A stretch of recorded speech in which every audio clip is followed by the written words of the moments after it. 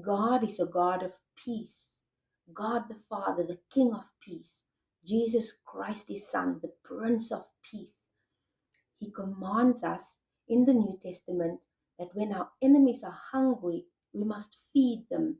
When they are thirsty, we must give them a drink. He says to us that we must be good to those and pray for those who persecute us, who spitefully use us. And when they slap us, we must turn the other cheek.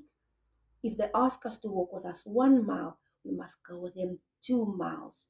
God commands a high standard of peace and love and forgiveness from us toward our enemies.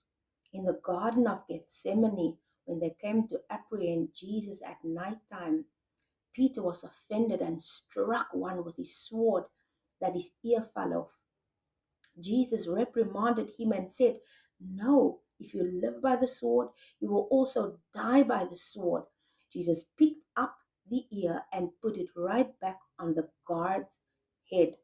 So he was fully restored because he is the Prince of Peace. Jesus is truly peace. So some of his enemies have asked, why then in the Old Testament did he command villages to be wiped out? We all know in the Old Testament, Jesus appeared as the capital A angel of the Lord. He appeared to Adam, to Moses, and he led the Israelites out of Egypt. Then, when they came across many idolatrous and filthy nations who committed abominable acts before the Lord, God wanted them to be the agents as he commanded them, wipe these villages out. Every last one of them. God doesn't want that filth to spread.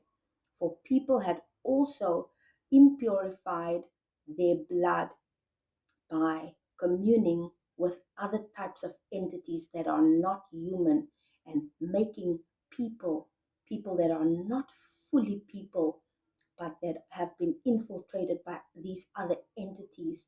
God did not want such type of creatures. He made humans to be pure. And so God commanded this. Now we cannot confuse our decision-making power with God's sovereignty. When a king says, "Off with his head, take him to the dungeon," you better believe it is so. But God is not just any king.